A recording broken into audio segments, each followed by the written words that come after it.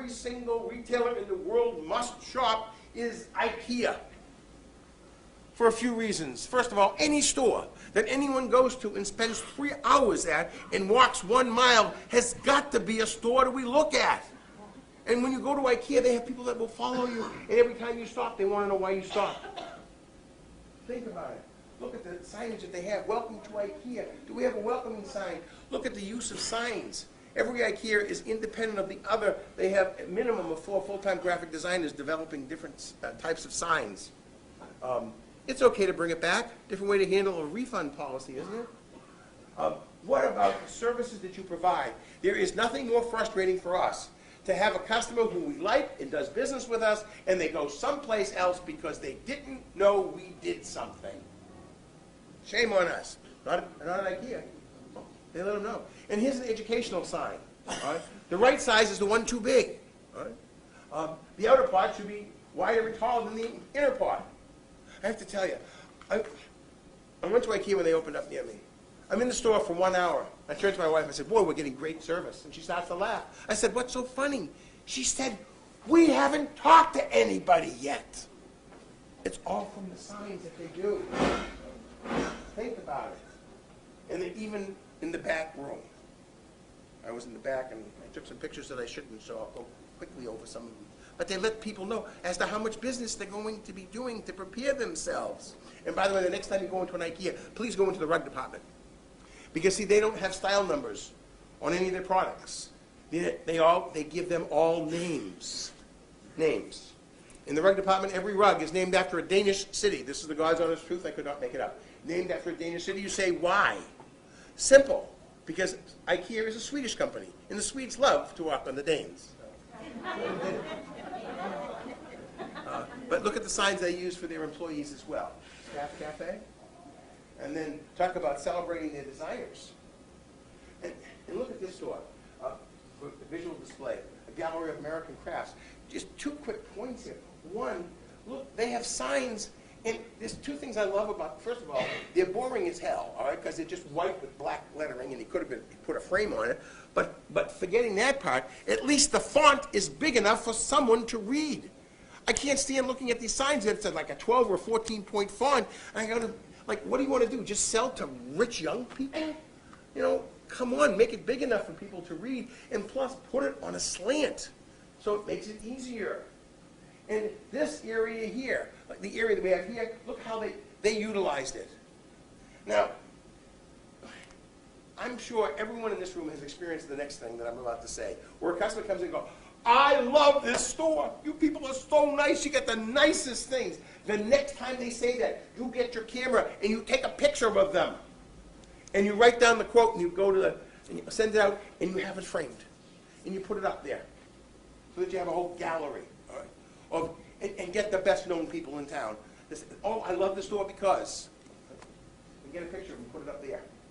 How about, you know, the other thing that fries me about this business, you have some people that are really creative and you make some beautiful things and things that you'd be proud of. How come you don't take pictures of them and say who made it, when you made it, and put it up top there? You get the spot, place to do it. He's utilizing it. Ooh. Oh, this is considered number 1, top 5 guidance centers in the United States. It's, oop, I have it on the way. The point I'm making here, this one sign has sold more plants because the 10 top clean air plants. But one of the things that they do with their signage is they'll describe it. They say what it is. They make it a little easier. Obviously, different type of business. But here's one sign every store in this room must have about gift cards. Do you realize the return that you get on a gift card? Only 88% of them are returned. Where are you going to get 12% of your money? Think about it. Why not promote it? Here's a store. There are 10,000 different wine stores in the United States. This person decided to reinvent the way wine is sold. How can he reinvent it? Because what he did, he has 8 new categories. One made it simple. Fizzy, those are sparkling wines, and it's fresh, soft, and luscious. Light, medium, full-bodied white. Then 3 categories of red, which are light, medium, full-bodied, juicy, smooth, and sweet. And then sweet. Simple. And you go to the store, and you have all these signs. And here's the nice thing, little touch. See the little white boxes? He's given all these different wines nicknames to make it easier. A Cabernet Sauvignon, they call it a racy rendezvous. But then he made one move with one sign that increased his business by 42% in 12 stores. Something simple and without marking anything down. Look at this. Grab a 6-pack and go with a box that you can put 6 bottles of wine in. When was the last time anyone here bought 6 bottles of wine? Think about it. Last time I did, I was 20 years old, I had a fake ID, and my wine of choice was Ripple. Are you going out and seeing these stores? If not, why not? I'm lucky because I do all these awards programs. So I get a chance. And all of a sudden, it makes for a wonderful conversation. So, next thing is what I call the why of the buy. Why do we buy what we buy? Another way of looking at it is what's called category management. It's just putting your merchandise in a different look, different type of category. It's not an engagement ring. You know, it's looking at merchandise from perhaps a customer's perspective, but it's more than that. You know, it gives a higher purpose. So what are the categories? The first category is your destination merchandise. It might be merchandise or it might be a service. Why are they going out of their way? Why are they driving past 6 other jewelry stores for you? And why are they stopping in your store? What's that destination? In my store, we sold mother of the bride dresses. Find a niche, you'll get rich. It was not a bridal store. I didn't want to deal with brides who were on an emotional cliff. Specialized, others are special. The next category of merchandise is what's referred to as the image enhancer, or as I like to call it, the wows. That wow merchandise. Wow, that's different. You have to realize, we learned something that most of us wanted to reject. And that's from Sears Roebuck, good, better, best. What it really means is that bell-shaped curve. But it's not good. It's that promotional goods. Wow, we got a great buy. And then it's that middle part here, this middle range here. No one really ever talks about it. That's where we make all of our money. And it's the wow stuff. So you have 5 or 10% on each end of it. People talk all about that stuff. But that's what makes the middle sell. And then we have the profit generator. We have a profit generator that is, its sole purpose is to give us additional margin. And we're looking at it, we're buying it specifically for that reason. A transaction builder, something if they buy one thing, they have to buy other things to go along with it. Might be gifts for ushers, or the classic one is paint. They can give away paint because they have to buy brushes and all that other stuff to go along with it. A traffic builder, something that will keep a customer in the store longer. It is not a low-priced item. It's something that will keep the customer in the store on a longer period of time. The basics, what's expected. There's certain things that they expect you to have. You don't have them? No. And then it's the turf protector. This is stuff that you don't necessarily want to carry, but you have to have it, because if you don't have it, they're not going to come into you. I used to work for the National Association of Truck Stop Owners. Very, very affluent people. What's the one product they don't want to sell? Diesel fuel. They don't make much money on it. You know what they make a ton of money on? Showers. All these computerized shower systems. They break these things out. It's just looking at things a little bit differently. Why are we buying it? Are we carrying it in having this category? All right. Quick survey. I'm going to ask a question. Just yell out the answers. Okay?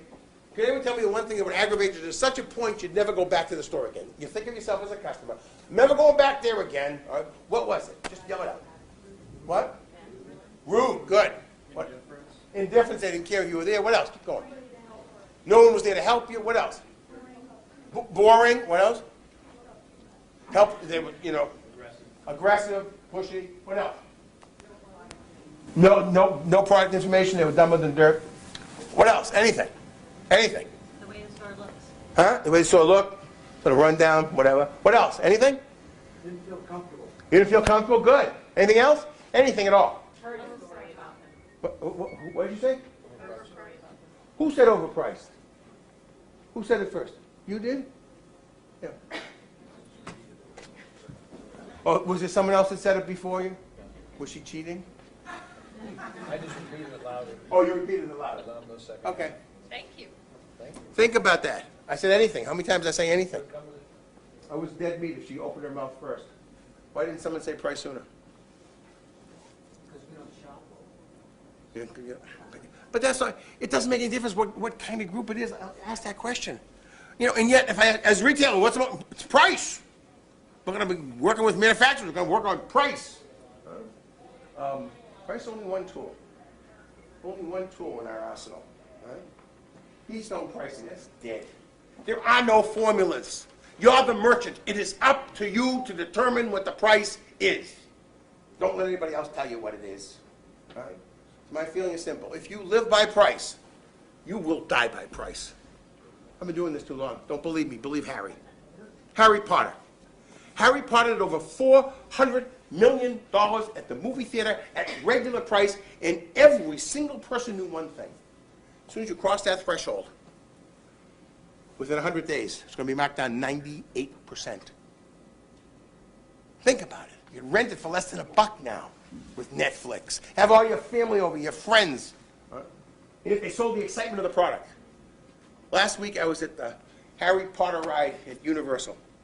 I waited 97 minutes with 3 kids. I love when Disney says it's the happiest place on earth. That's a lie. All right. 4 o'clock in the afternoon, nobody's happy there. All right? But it cost them $250 million to build it, $100 million to promote it. And they actually have people waiting because they can't limit people going into the stores, the gift stores, to shop. Whoa! That is cool. Huh? Yeah, it's not about price. This next chain store, I'm going to offend someone here. I'm sorry, all right? I don't understand this company's reason for existence. It's a chain throughout the South, 170 some odd stores, the Bible Factory outlet. Why are we discounting the Bible? For 2,000 years we've been selling this book at regular price. Does the person that wrote it notice being discounted? I don't think he'd be happy. Well, you know, just because something's on sale is no reason to buy it. You know, the person that says, I am the cheapest in the county or the state, you are the biggest jerk in the county or the state. The only way you can differentiate yourself is price, and shame on you. These stupid kills, just not nearly enough. You know, my feelings are, let's look for ways to increase our margins by 20% as opposed to looking for ways to reduce them by 20%.